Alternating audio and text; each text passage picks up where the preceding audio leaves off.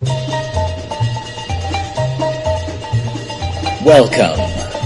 to Trivia Club. Hey there, dear listener, and welcome back to Deep Thoughts on SNL, an SNL-related review and discussion podcast. My name is Rob Moden, and as always, I'm going to say that I'm going to get this done really quickly, but probably not.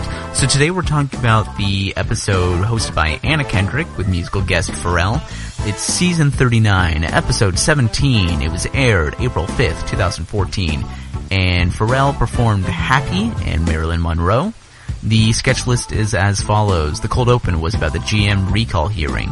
Monologue was a musical number in the style of Belle from Beauty and the Beast.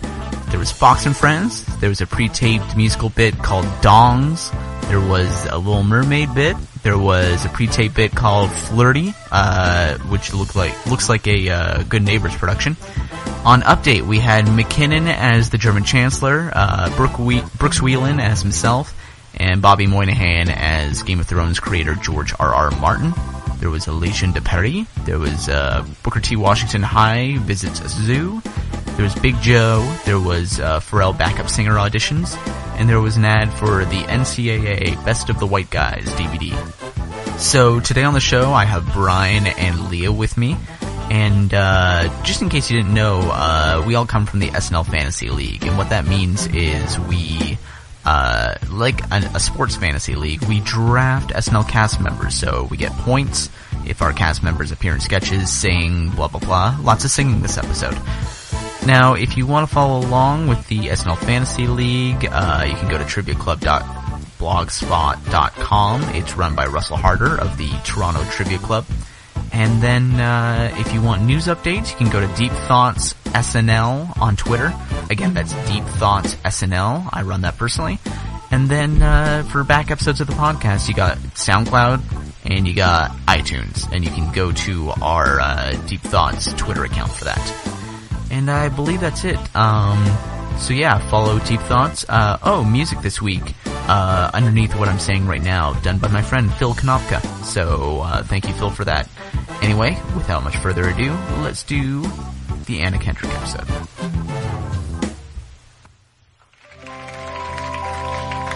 And now, Deep Thoughts.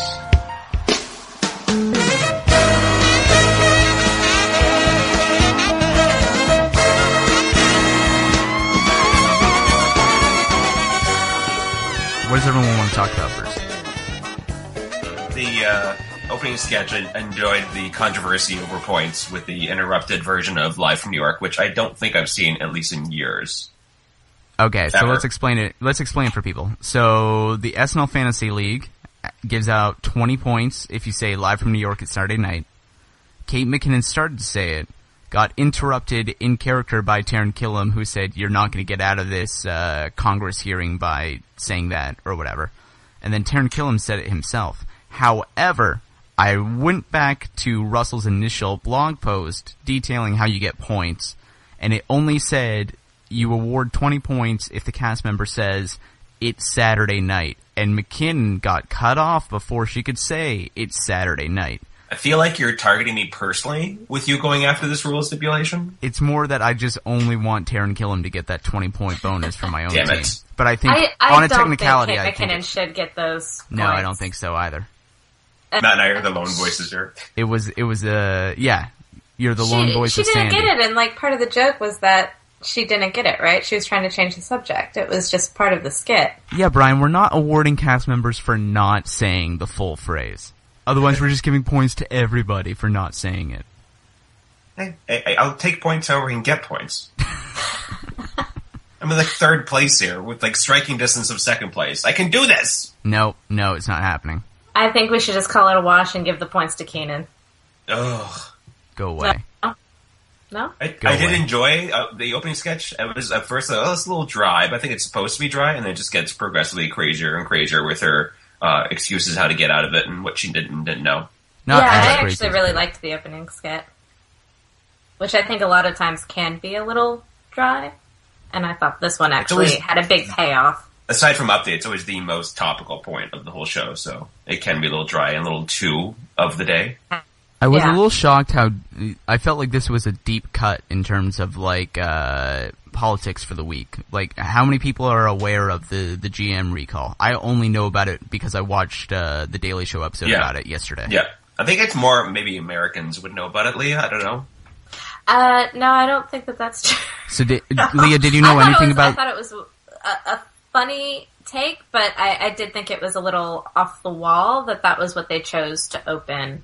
Leah, did you know anything about the recall before the episode? I don't have a GM vehicle, so I don't feel like it applies to me. Is that it's a yes General or no? Motors, right? You know about the recall? Have I heard? I can't understand anything you're saying. Have I heard about it? Did you hear about the recall before the SNL episode? No. Okay. Yeah, I knew about it again from Daily Show too. For a second, I thought we were actually living out the sketch where you were talking about, well, that's currently under investigation, whether or not I've heard about it. I mean, I'm gonna look into it and I'm gonna research it, but at this moment, I can't confirm or deny that I have heard. I know of it. Of the sketch. I do. Yes. I'm aware that there is a sketch involving that. It was nice to see more than like two people in the opening sketch too. It's nice to get a nice to have a non-Obama opening in terms of points. Also, Mike O'Brien. Yes. Oh, I appreciated it. Mike O'Brien actually had a pretty decent show, right? Yes, he did. I was pretty excited. Didn't feel like a dud really for anyone. Even Millheiser was in a couple sketches. Well, everybody got monologue and singing points. Lots of people got singing points multiple times over. It was a very song-happy show. Yes. I think I mentioned that in the chat last night. I think she's singing in every sketch. Pretty much, yeah. Kendrick got basically double the points because 5 points per sketch, 5 points per singing. And, yeah, lots. Somebody drafted her, so congrats to that person. But we won't name him out of disrespect. Out of disrespect? Wasn't one of us, so what do we care? Don't think it was one of us, no. No. It was not. What else was there? Did you guys get to see, like, Leah, did you see the monologue? Because it was cut off the internet. Yeah, I did see the monologue. Yeah, I eventually got to see all the songs. It's on YouTube. All of the things that were cut were on YouTube. Okay, that's good. A bunch of, I eventually got to see all the sketches that were cut from online because of the copyright Except for songs. Pharrell. I couldn't find whatever Pharrell skit you were talking about. Alright, well, I can explain it to you, and it's about as funny as my explaining it to you. Pharrell holds auditions for backup singers. Kendrick and Vanessa Bayer come in as a twofer. They say we're a package deal. They start singing the lesbian love song from Rent, which is the source of a joke because they claim it's about sisters instead of lesbians. And Kendrick is great as a singer, and Bayer is terrible as a singer, and then at the end they hire just Bayer. Yeah, Pharrell really liked both the songs. The other two guys was Keenan and Taryn. Were like, these people are terrible, obviously, but they kept trying to interrupt it. But Pharrell really liked them, and he decided, well, we can only hire one of them, so he hires Vanessa Bayer, obviously, because she's the terrible one, but he liked her the most. Also, Pharrell is apparently the quietest person in the world, because the boom mics could not pick up what he was saying at any point. Really? I didn't notice that. At least on the version I saw, yeah. Which is very quiet. And Keenan and Taryn, when they cut away from them and cut back to them, they had a Pharrell hat. Each time they cut away, and Keenan was like, "No, I've always liked these hats." And then Taryn did basically the same thing when they cut back to him with it. Yeah, just like halfway through the sketch, they would magically suddenly have a hat and claim they always were wearing the hat. Yeah, which was funny. I found that funny. I appreciated Vanessa's dedication in singing so terribly. I don't know if it was natural or not, but she's terrible. Is it Bayer or Bayer? Vanessa Bayer. We go back and forth every week, I feel like. Let's just go with Don Pardo's pronunciation. What's his pronunciation? His pronunciation is Bayer! So do we have to say it like that now? Every time. Yeah. Okay, well, Vanessa Bayer, she isn't really in any of the singing things, so I'm guessing she actually can't sing, right? So I feel like I love Vanessa Bayer as a cast member, but I feel like she's been hurt because she doesn't have the versatility of, say, McKinnon. Wait, this is what I've been saying from the beginning, and you guys jumped on my ass about it. I don't remember doing that. When I said the very first one we did, where I talked about how I did not...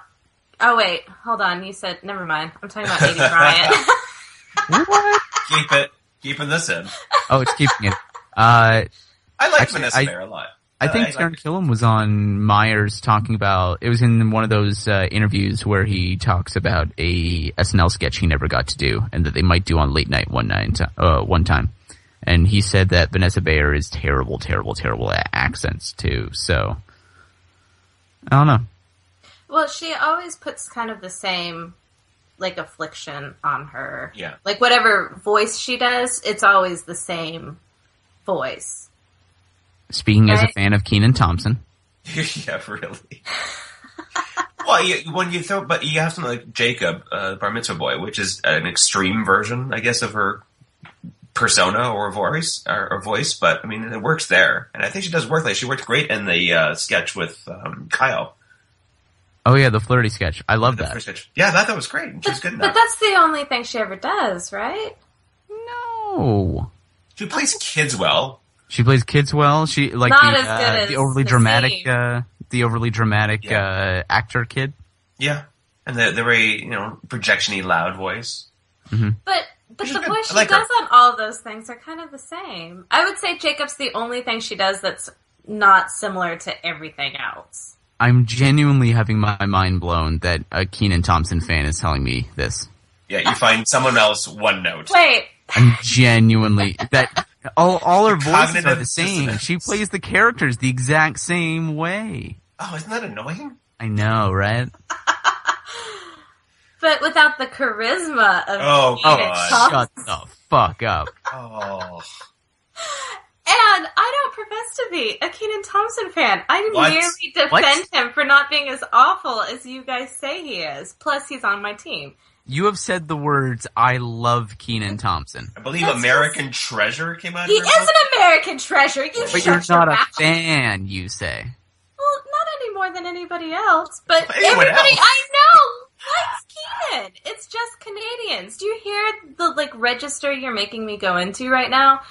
It's just Canadians who don't like Kenan Thompson. I stand by that statement. Does anyone like Kenan Thompson? And no one responded. Brian, you know how the AV Club and Vulture and all those websites are constantly praising Kenan. Yeah. Superstar Kenan Thompson. Mm-hmm. Colin loves Kenan. Where's his multi-million-dollar movie franchise is what they keep asking. Where's his MacGruber? Miss MacGruber. Because that movie did really well. Mm-hmm. A critical darling. Cult favorite. Yes, but even Lorne himself had that little dig where he was like, people who aren't very talented, they stay on SNL. You're saying Kenan isn't talented. Yeah, admission. Admission, Your Honor. It'll be submitted into evidence. I'm saying he does fine with what he's doing. You just said Jay Moore was referring to Kenan Thompson when he said people stay along longer. Or did you say Jay Moore? Or did you say Lorne Michaels? Lorne Michaels. Lorne, much worse. I heard Moore instead. Did I really say Jay Moore? No, you said Lorne Michaels. No, okay, I was like, that would not even make sense. Like, that name would not come into my brain. I think I misheard Lorne as Moore. And then added Jay before it in your head. And I know Jay Moore has talked a lot about behind the scenes at SNL and how much he hates it and blah blah blah. Ooh, hated is that Kenan in the book? Or hated Lorne? Yeah, that's like in his book. I think he talks about it on his podcast a lot. I'm not listening or reading either of those Who cares things. about Jay Moore? Anyway, back to the flirty neighbors sketch. I liked it. It was fun. He's cute. Yeah, that was fun. In his underwear. Yeah. We always. I think the best part of that skit was when what's his name came out and was like, "I'm ready now." Beck Bennett. Yes. And just how he sulks off angrily. And they actually use the F word and bleep it, obviously, but they actually use the F word. It's like Vanessa saying, I'm going to go F this guy. Oh, really? Yeah. Oh, I forgot to add swearing points then, but whatever. Oh, you can give it to her now. Not that it matters. I don't think any of us have her.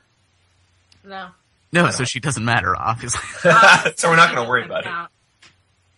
She actually would have been my last pick if, I just had, a plethora of options. She would because you don't like her, or because you don't think she'd be generating points?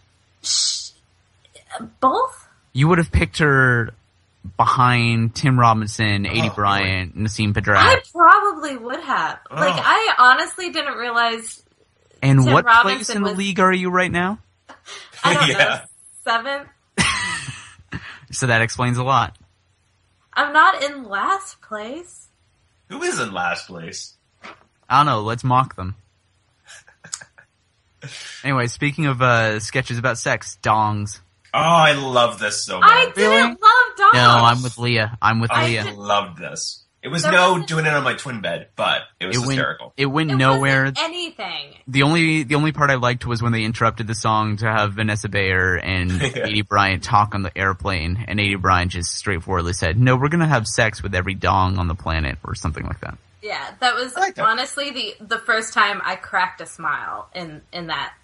I like the outfits. I liked it. The outfits were fun. You liked the outfits? Yeah. I mean, no, those were some tacky outfits. Well, yes, they're supposed to be tacky. And saying, like, people should go wear these on the street. And it's just rehashing, doing on the bed, or I feel like on the plus side, there have been a bunch of musical numbers and pre-tape bits with all the girl cast members. But I feel like this is a rehash. It was a lame version of Boy Dance Party to me. Like, it was just a not as well done Boy Dance Party. Nothing is as good as Boy Dance Party. Yeah, That's true. Special. Fair enough. Even doing it on the bed was not as good as Boy Dance Party. Oh, I disagree with that.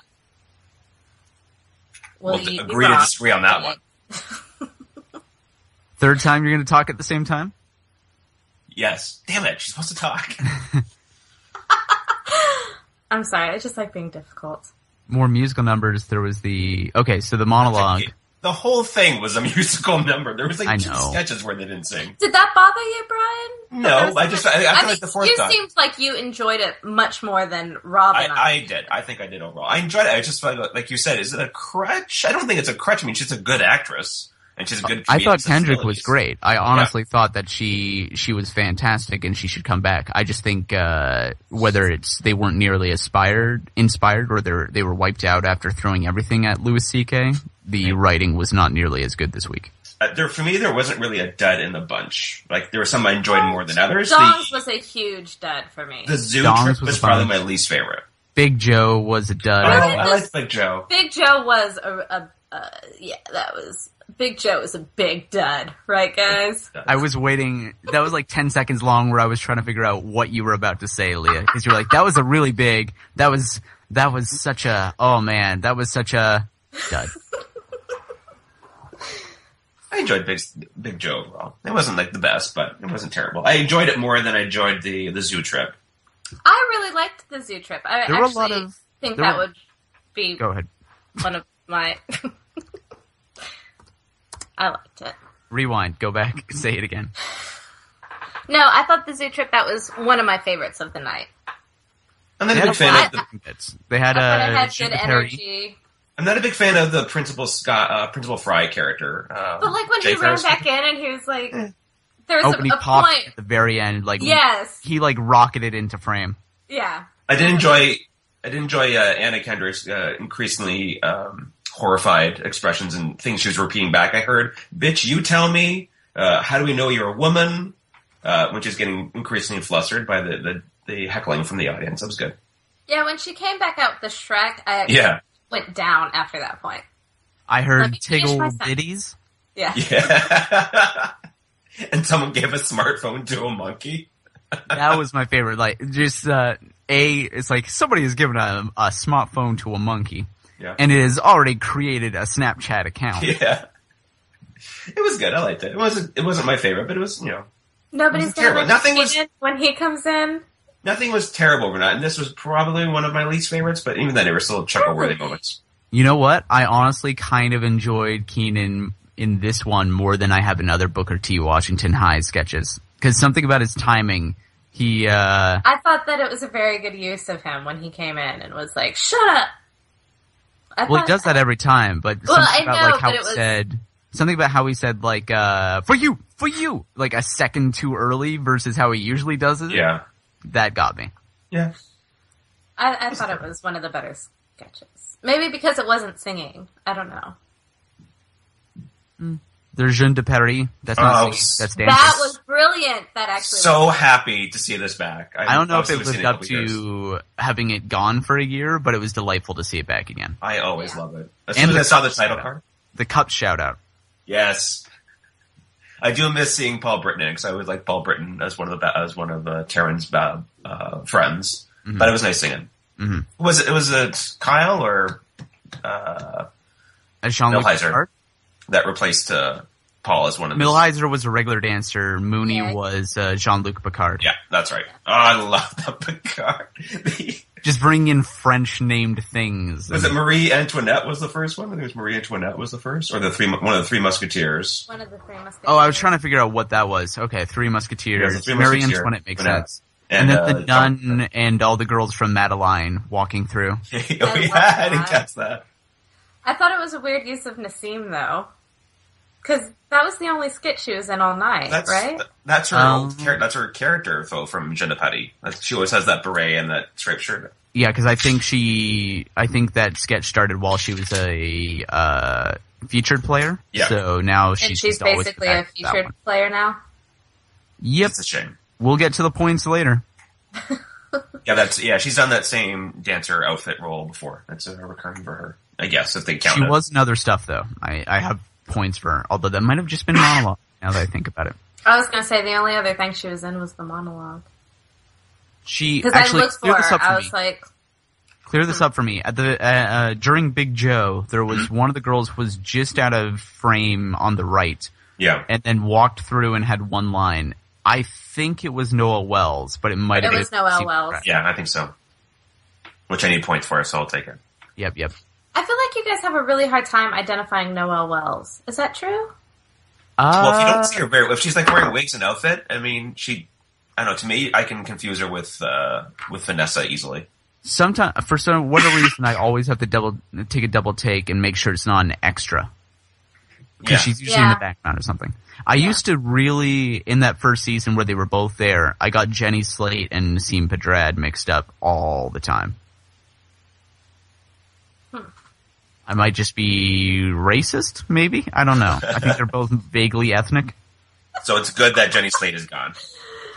That's exactly what I meant. Yeah, sure. Vaguely ethnic. Yep. Yeah. Is not everybody vaguely ethnic? No, I'm pretty white. That's still an ethnicity. No? Well, Caucasian? This is why I didn't have you back. Now Rob's racist. It's not just now. I mean, Rob's always been. Yeah, it has been a recurring thing. Like every other episode, it's revealed that I'm racist, I'm pretty sure. I think that you usually try to trap me into seeming racist. Intervention time. That definitely happened in the last episode you were on. I'm reading over the sketches. What did we miss? Fox and Friends? Always good. Yeah, I actually like that one. My brother was cracking up at Bobby Moynihan. Oh, yeah. Kenan Thompson tried to do an impression of Neil deGrasse Tyson. Oh, that was terrible. My brother loved his Neil deGrasse Tyson. Terrible. Your brother had terrible taste. Was it me, Rob, or was that not a terrible impression? I wrote down Kenan Thompson, quote, tries, end quote, an impression. I did love Anna Kendrick's bit where it's like, I have problems with certain foods. Like, if I have a lot of alcohol, I get very drunk. Yeah, I pass out. Yeah, it's the Obamacare victim. That's good. Yeah. Then we update. I liked Update overall.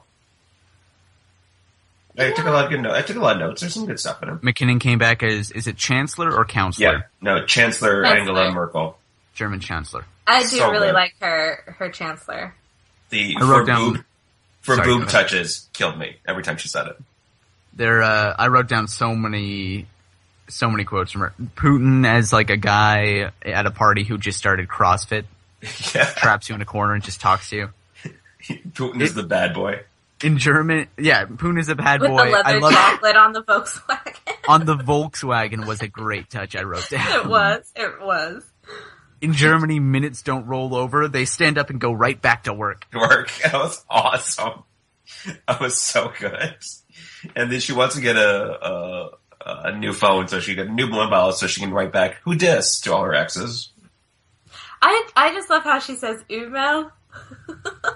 Email. Every time she says email and she says email. I don't know why that kills me, but every time I'm just like, oh! You're flirting with Colin. And the little bit where she was talking about like having to be the responsible one at a party in metaphors, but just like, I don't want to have to hold Spain's hair back as it pukes. Yeah. That was good. That was really like that. And what's that like? Was it the Holy Grail that was supposedly recently found? Yes. And which excited everyone, especially Nicolas Cage. Right. Yeah. Whelan as himself again. Oh, I really liked the Whelan. I don't think it went as well as last time, but really, it was a highlight for me. I liked it a lot. I'm the Lou Gehrig of STDs. Yeah. His genuine panic that he was like the first person to ever get this weird disease. And I honestly, I really believed that story, and Absolutely. had oh, I think it's real. Pause and be like, what if I woke up with melted butter all over me and didn't realize it was melted butter? Ugh. Yeah, that might have just grossed me out. That might have been. But if you didn't know what it was, like you would, and you wouldn't ask somebody, you wouldn't be like, hey, have you ever woken up with like congealed stuff? Especially a 20-something-year-old man with 20-something-year-old male roommates. There's no way he asked them about that. No. Absolutely not. And his slow burn realization, do we do this a lot? Is this something we do? That was amazing. Yeah, I really liked that one, actually. And then Moynihan as George R.R. Martin. So apparently, hold on, he dissed me? I didn't catch whatever you were talking about. He was coming up with names for characters, and he was getting progressively like lamer and lamer with the name, and one of the names he pitched was Rob. Oh. I totally thought you were talking about Rob 4. No. When you said that last night, I was like, Rob 4? I thought that's what you were talking about. As somebody who's on, do you watch Game of Thrones, Brian? No. Okay. I've like been slowly working through just the first season, but that's actually based on, there are like characters named like really fantastical things, and there's one called Jamie and one called Rob. You're just like, that does not fit whatsoever. I enjoyed the R.R. Martin interview. It was good too. Something I realized I always found funny, along the lines of 80 Bryant getting very like aggressive, is Bobby Moynihan's giggling. Yes. Whenever he giggles in a very kind of creepy way. It's great. Yes. There was one bit that, it was like the first bit that I feel like Cecily and Colin tried to do between them, the memory bit. Yeah, I liked that. I didn't think it worked. No, I didn't think it worked either. She reset it. It was, I'm Colin Jost. No, I'm Cecily Strong. And here are today's top stories. Look, I understand what happened. I saw what happened. Thanks for that breakdown. Just to explain it to the audience. That's true. I do feel like it took the audience, her going back to like resetting it before they realized what she was doing. So to me, it didn't work because the laugh didn't come until she was like, and I'm Cecily Strong, and this is Weekend. Like, it just didn't. Because I realized what they were doing, but it took the audience way too long to clue into what was happening for it to actually. I'm smarter than most people. And I felt like I knew what was happening, but it was like I missed a line or two, and then I'm just like, well, I think I probably missed something important. No, it just wasn't that great. Yeah. And then finally, the ad for the NCAA Best of the White Guys. Yes. This I enjoyed too. I actually, when I was looking for this, because it was cut from the version I watched, when I looked for it on YouTube, it was just a bunch of people talking about how offensive it was. Like, actually posting videos about how offended they were. Offensive to whom? It seemed people got upset about Black Jeopardy last week. Yeah, pretty much. I'm guessing. It's strange to me that now that there is like an African American woman on the show and they are actually being represented, it seems like the community is like the Black community is getting really upset with what they're actually. After a sketch starring 3 Black cast members, it's as far as I'm aware, written by at least one of the Black writers, because LaKendra Tukes favorited, I tweeted as Deep Thought something like, I just don't have the patience to care whatever Cancel SNL refers to, but it's out there, or whatever. I'm just wondering if they're not used to like having, something poke fun at their culture a little bit. Do you know what I mean? I think it was just in the air after Cancel Colbert. Yeah. Someone wanted to hop onto that. But, I mean, this week it's the same with the white player basketball video. It was a bunch of people really upset on the YouTube about... they don't have... They can't complain about the lack of black people in sketches or black writers, so now what am I going to complain about? Yeah. It was people on YouTube recording videos of themselves being upset about it? Yeah, saying how offensive... Really? So what kind of people, so these were like video blogs. Note to self, watch these videos later. What kind of people were they? Were they like stereotypical redneck racists? No, it was African Americans who were complaining that it was offensive that it was playing up white people in basketball. Wait, hold on. It was playing up, they were upset that it made white guys in basketball look good, or they were upset that it made black guys in basketball look amazing? No, I feel like they missed that point, that they were mocking white guys in basketball. Wow. They didn't realize that that's what they were doing at all. It was wow, I had the complete wrong idea about this. Yeah, those YouTubers just don't understand the sketch whatsoever. I don't know how you can possibly misunderstand that sketch. And that's it couldn't have been more obvious. But I saw, like, in the millisecond that I went to look for this video, there was 4. And I clicked on 2 of them and started watching them. And I was like, wait, they're not showing the skit. They're complaining about how offensive it is to black people. Oh, my God. Wow. So that just proves that there are dumb people out there. That's just willfully obtuse. How do you not get that sketch? Did you see, this is mildly related, did you see NPR for their April Fool's Day joke? They did they wrote an article and the headline was, "Why has America stopped reading?" And then the text of the article was like 2 short paragraphs saying like, "Congrats, you found our April Fool's Day gag. Nice. If you are reading this, then don't comment. Just like it and maybe share it. Nice. And we'll see what comments show up." And then it was just like, you saw all these comments on the article, on Facebook, of people who didn't read the article. They just read the headline and are going on these rants about like, I read everything. I read all the time. It was amazing. That reminds me of when I was in like grade 5, we had a quiz. Our teacher used to give a pop quiz, and it was like 3-4 pages. And you always told before, read through the test first before you start answering it. Read through it first. And if you read through the whole thing first, the last question is, ignore all previous questions, sign this part of the page, and hand it in. So you actually had that test happen to you? Yes. So wow. I was one of the people who read through it, signed it, and after like 2 minutes, I got up and handed it in, and people were like looking at me, how the hell has he done? And other people quickly got up too, but most people were going through problem by problem the whole thing. It was somebody amazing. on Reddit made that comparison too, but I've never met somebody who actually had that test. It was like I want to say grade 5 or 6, maybe junior high, so grade 6 maybe. It was amazing. Like just see, and I sat down and of course I had a big shit-eating grin on my face. I looked at the people who handed it to, were like, "Yeah, we got it." And people were looking at us like, "How did you get through it so fast?" It was amazing. Was it a math quiz? I think it was math. I'm trying to remember. I can't remember. Then I definitely would have looked through the entire thing, just trying to find something I would know an answer to. Yeah. Exactly, because in math you would just get reminded of like different formulas and stuff if you read through the entire thing first. Later questions do trigger earlier questions because they assume that you've gone through them in order, and they'll use information from previous questions, which is good. You're listening to Deep Thoughts on Test. Math questions. Math questions.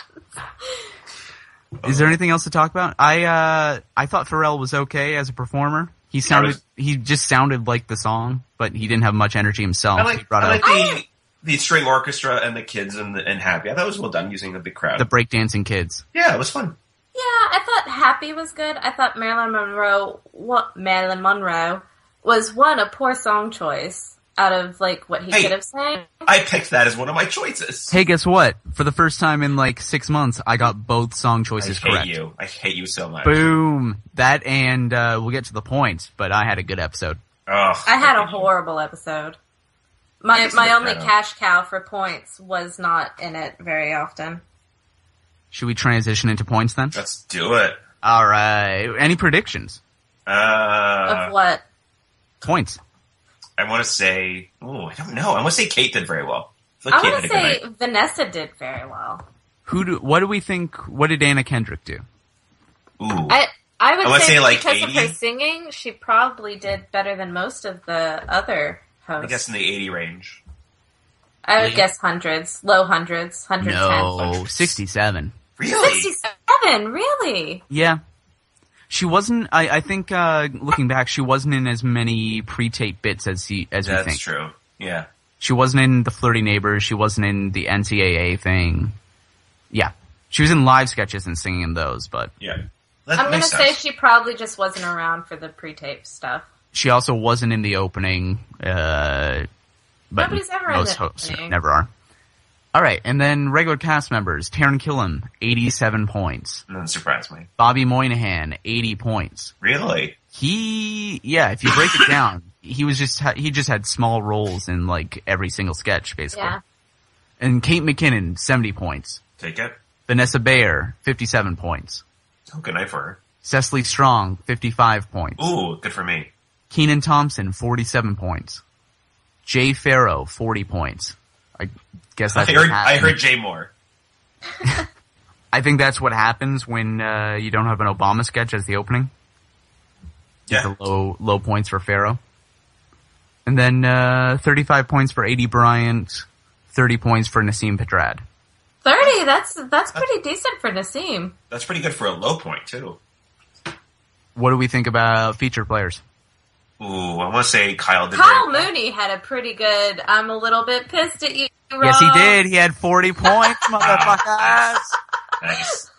Sashir Zameda, 37 points. Nice. John Milheiser, 35 points. Really? Yeah. Milheiser. 35, no, fuck you, he did Yep. MIA for 2 weeks and he gets 35. Good for him. Give me he a second. did not. I'll open up the thing and we'll break down John Milheiser. But danced in- Brooks Wheelan, 35 points. Wow. Mike O'Brien, 35 points. Take Beck it. Bennett, 30 points. Noel Wells, 30 points. Oh, well, I'll take it. No, Wells, no. Come on.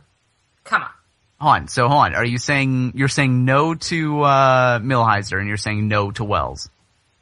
I mean... You want me to break it down? Wells was just like a background person in all of them. And Milheiser, he was in the dancing thing, and then he was in the opening. John Milheiser was in the monologue, 10 points. He was singing in the monologue, 5 points. He was in Les Jeunes de Paris, 5 points. He danced in that sketch, 5 points. He was in Big dance. Joe, 5 points. He sung in Big Joe, 5 points. There you go. Really? Science. Noel Wells, 10 points for the monologue, 5 points for singing, 5 points for Jeunes de Paris, 5 points for dancing, 5 points for Big Joe. I'll take it. Are you not satisfied? Not really. Are you Gladiator now? Are you not satisfied? I am not a gladiator, and I am not satisfied. Shall we go to news? What If kind you of have news? any? Do we have news? We have some news. Is it about Jay Moore? Because I feel like he's gotten way too much featuring in this podcast. Let's go back. We've been talking about what kind of podcasts to do during the summer to fill the break. Let's just go Jay review Morecast? Jay Moore's SNL seasons, or we just review his podcast. I could review Action. That's a very good show. Brian, I was thinking to myself, especially after last week, we should just do a You Talking to Earwolf podcast to me podcast. Absolutely. Or a podcast where we just recommend and talk about other podcasts in general. Sounds good too. Leah, you on board? Do I get to be on the podcast? No.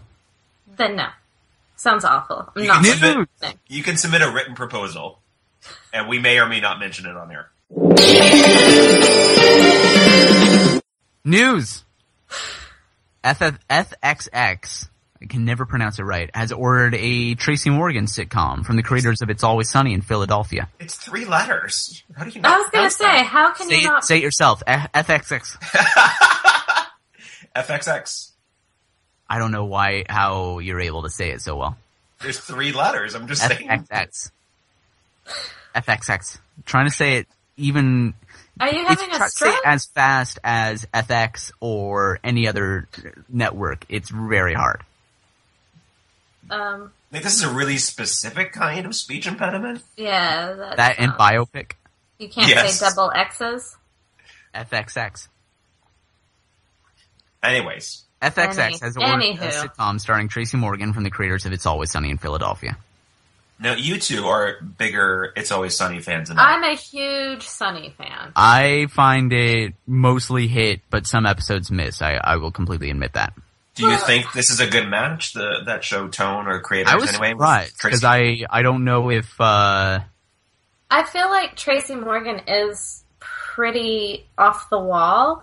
Like, I honestly don't think Tracy Morgan ever reads a script or says lines. I think he's generally a crazy person, but in a harmless way, mostly. Maybe because he's so associated with 30 Rock now in my mind, but I always thought he was much more of an abstract comedy style. Well, Tina has said they basically just wrote Tracy as Tracy. Like, there is no real character development there. Just like, we'll just write things down that he says generally. Right, whereas, the Always Sunny guys play themselves basically on the show. Exaggerated versions of themselves, kind of. And they're also, they write it, and it's a lot of improv. Yeah, they have a very improv-y, yelling at each other style, which I don't know if that's a Tracy Morgan style. That's where I thought it was an interesting mix. I guess I just think that, like, It's Sunny isn't being written, and Tracy Morgan, I don't think he ever says anything written on a page. So I feel like that would be a good match. I guess I see him as, like, the Frank for whatever they're coming up with for his show. Do we know a premise for it? No. Just a Tracy Morgan project? Yep. All right. Yeah. It'll apparently premiere, according to one of the websites I read, it'll premiere along with a new season of It's Always Sunny in January. It's Always Sunny doesn't really have a premise other than 4 people who hang out at a bar. And are awful. Yeah, and are terrible human beings. Mm-hmm. Which I'm assuming Tracy Morgan's is going to be something along that line as well. I do find it interesting. I don't know if the Always Sunny people have been able to launch a show besides their own yet. It's been 10 years. I think they had an animated project that I'm guessing got tabled. Oh, I don't think I feel like they've had some pretty good success, but not from anything that they've pursued, like, on their own, other than Sunny. Yeah, I was never a big fan of it, Sunny. Nothing against it, just never grabbed me, so I really don't know what else they've done. I really love listening to horrible people speak, so I'm a pretty big fan. Because they say awful things, but it's not like it's not stuff everybody thinks. I was trying to figure out a way to twist I like to listen to awful people into some sort of insult to you. Or Keenan. Well, I realized that that's what you were trying to do. I realized that the silence was one of you trying to come up with, like, a horrible way for that to backfire on me saying. But I really, I don't watch Fox News, which would be the epitome of liking, horrible awful people talking. Yeah. Well, they're not supposed to be entertaining. Yes, exactly. Like, I like listening to, like, fake awful people say awful things, not... Leah, do you like Girls? The show, not the gender. No, because I think it's a bad representation of a generation. Girls. Not of girls in general. I think of a generation. Yeah, I don't really understand what is trying to come across, what they're trying to represent in the show. I don't really get it. I was just asking because I don't like Girls either, but I always hear people say, like... You heard it here first. But whenever people are like, well, Girls has unlikable characters, and then other people say, well, so does Seinfeld and It's Always Sunny. But I think because it's comparing 2 different things, because the girls' characters are actually too honestly horrible, whereas it's a heightened sense of reality for Seinfeld, and it's always, at least for me, where it's comical, where it's these awful thoughts that you have that maybe you don't say yourself, whereas Girls is just a bunch of really self-involved, horrible people speaking words. Mm-hmm. In Girls and Sunny, do they get, like, comeuppance for being terrible, like on Seinfeld? Not really. The It's Always Sunny people, actually this is probably true of Girls too, they never kind of rise above, they never get rewarded with anything. They never get punished, but they never get rewarded. Yeah. I don't think that that's true. I think, like, in It's Always Sunny, they come up with these really, like, harebrained schemes that never work out, and usually, except like... Dick towels. Except Dick towels, which they bought a boat with. Great episode. But then the boat catches on fire, right? So they don't have a fucking boat. Yep. So and they can't use the implication. They can't. Yeah, you gotta be careful. I think it just might be a difference between, like, the comedy on Girls is supposed to be watching people do terrible things, and that's the joke, versus It's Always Sunny is they're doing terrible things, but they're saying funny things. I didn't realize Girls was supposed to be funny.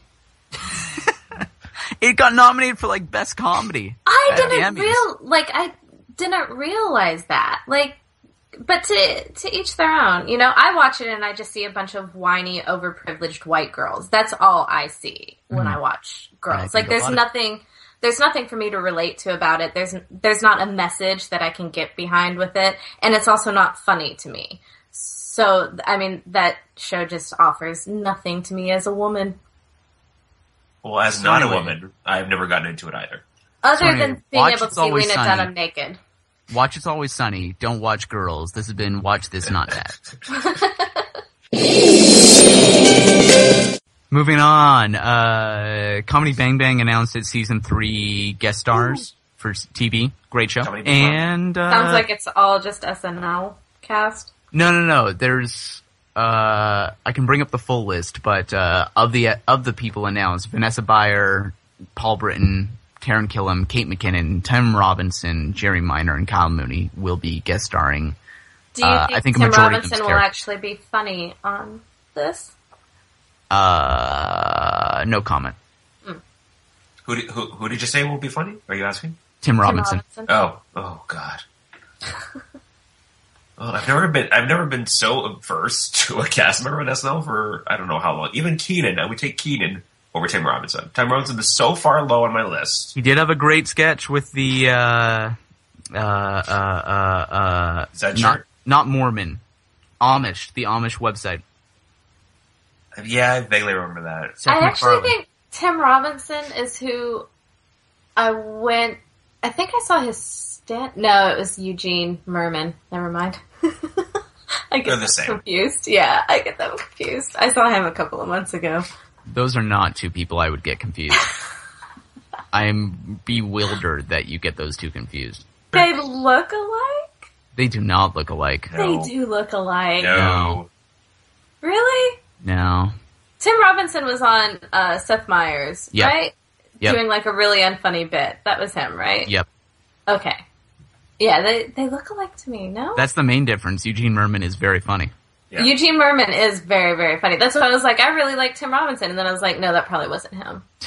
The full list of Comedy Bang Bang guest stars. Fred Armisen. Oh, I missed Fred Armisen.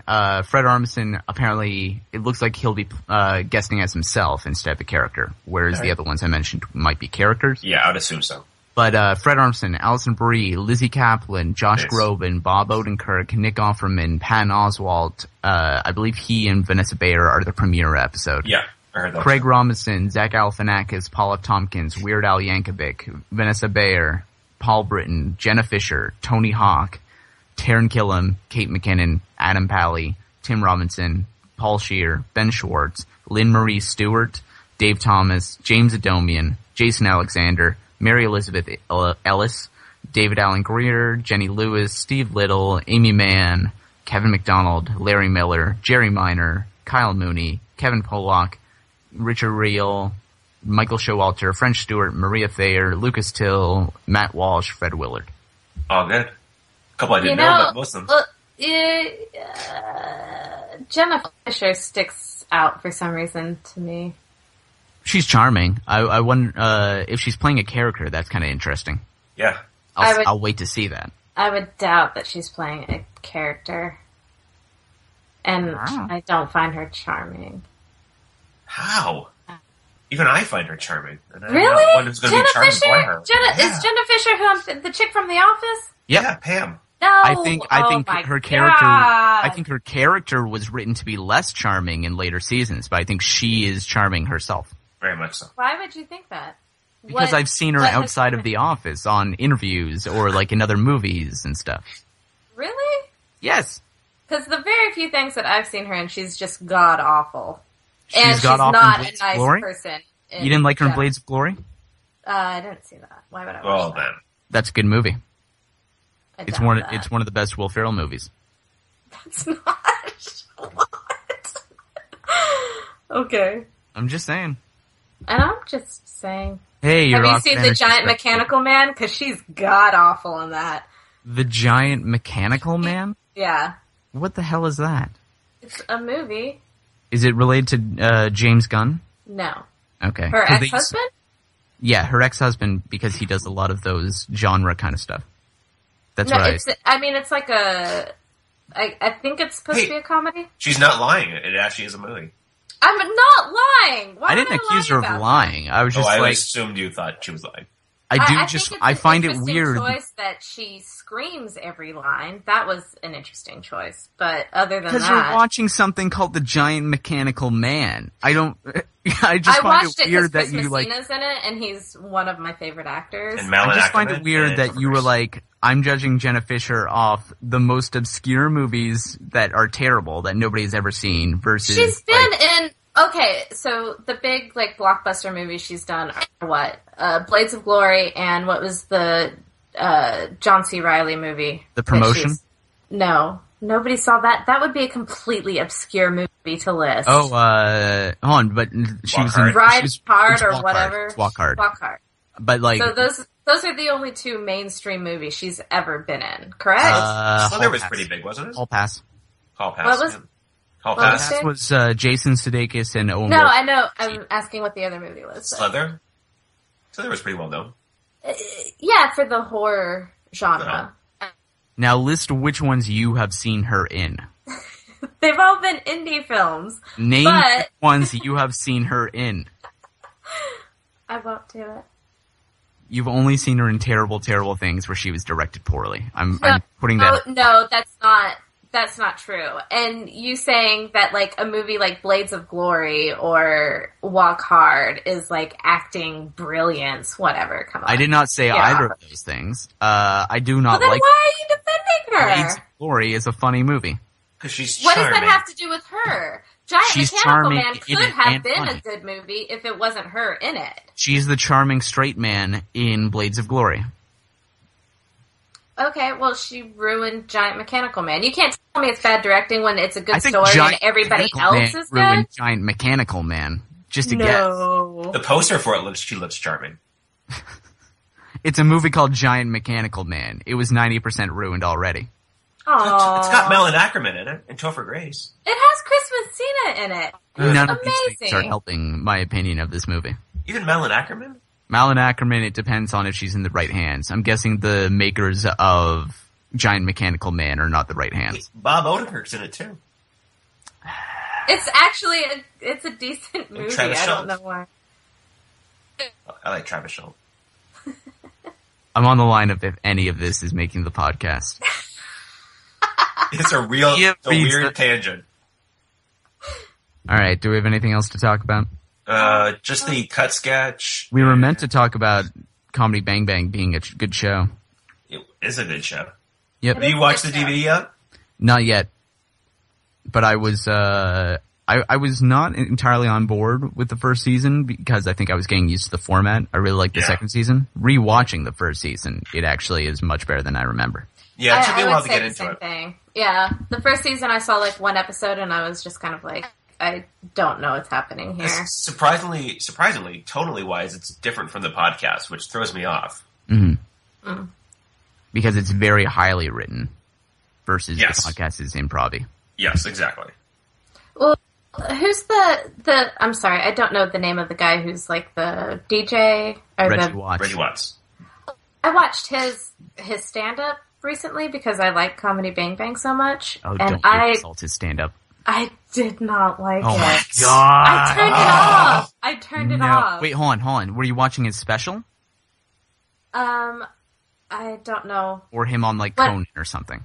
No. It was like a comedy stand-up like DVD. Okay. For whatever reason, on Netflix. I don't know why. Yeah, that one. I don't know why. That is not a good special. But everything else he has done is amazing. And I saw him live, and he was fantastic. I saw him live years ago. There was like a Just for Laughs type showcase, which pretty sure Chris Hardwick was in, and Dimitri Martin hosted it. And Reggie Watts came on, and I didn't know anything about Reggie Watts before.